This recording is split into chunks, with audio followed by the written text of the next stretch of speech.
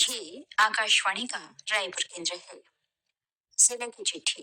इस कार्यक्रम में लीजिए आज सुनिए सूरजपुर जिले की चिट्ठी। आलेख छत्तरधारी प्रजापति का है। श्रोताओं नमस्कार। जिले की चिट्ठी के आज के अंक में हम लेकर आए हैं सूरजपुर जिले की चिट्ठी। इसके जरिए हम आपको अगले 5 मिनट में जिले में चल रही विभिन्न गतिविधियों से रूबरू कराएंगे। श्रोताओं, विकसित भारत गारंटी फॉर रोजगार और आजीविका मिशन ग्रामीण VBG रामजी योजना छत्तीसगढ़ सहित देश भर में 1 जुलाई से लागू हो गई है। ये योजना मनरेगा का स्थान लेगी। इस योजना के शुभारंभ अवसर पर सूरजपुर में 2 जुलाई को जिला स्तरीय कार्यक्रम का आयोजन किया गया।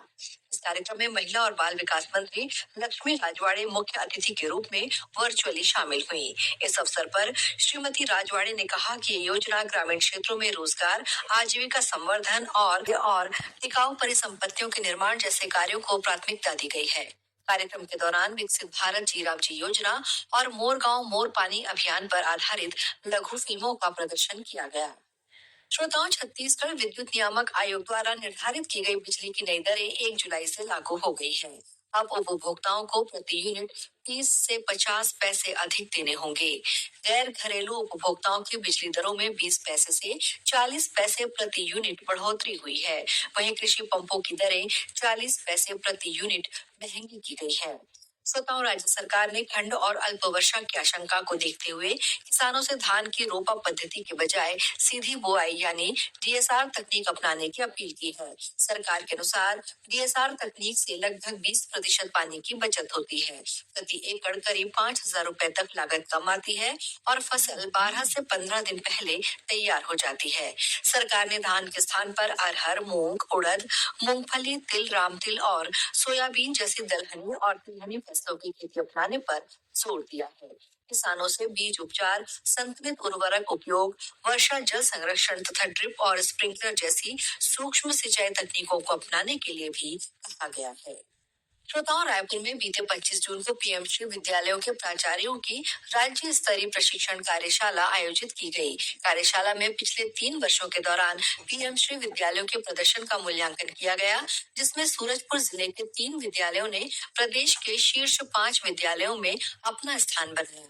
इनमें जयनगर स्थित PM श्री शासकीय उत्कृष्ट अंग्रेजी माध्यम विद्यालय, बतरा स्थित PM श्री स्वामी आत्मानंद उत्कृष्ट अंग्रेजी माध्यम विद्यालय और प्रेमनगर स्थित PM श्री शासकीय उत्कृष्ट विद्यालय प्रेमनगर शामिल हैं।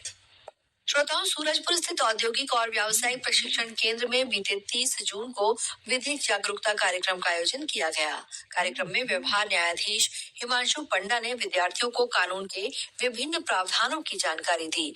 उन्होंने मनी म्यूल के बढ़ते खतरों के बारे में जानकारी देते हुए कहा कि साइबर ठग विद्यार्थियों और बेरोजगार युवाओं को लालच देकर उनके बैंक खातों का उपयोग अवैध लेन देन के लिए करते हैं, जिससे खाता धारक भी कानूनी कार्रवाई के दायरे में आ सकता है।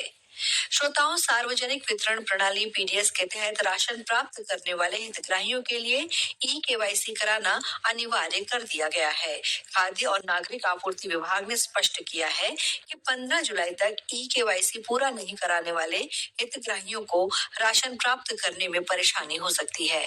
विभाग ने राशन आधारित वितरण में OTP आधारित सत्यापन पर रोक लगा दी है।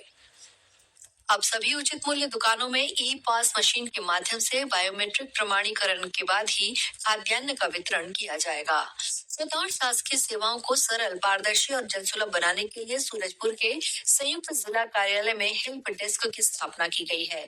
इस हेल्प डेस्क के माध्यम से कार्यालय आने वाले लोगों को संबंधित विभागों और आवश्यक दस्तावेजों की जानकारी दी जाएगी, जिससे उन्हें किसी प्रकार की परेशानी का सामना न करना पड़े। इसके साथ ही कार्यालयीन कार्यों को सुव्यवस्थित और प्रभावी बनाने के उद्देश्य से कर्मचारियों के लिए पृथक हेल्प डेस्क की व्यवस्था भी की गई है। इसी के साथ जिले की चिट्ठी का ये अंक समाप्त हुआ। अगले रविवार एक नए अंक के साथ हम फिर मिलेंगे। तब तक के लिए नमस्कार। जिले की चिट्ठी। इस कार्यक्रम में अभी आप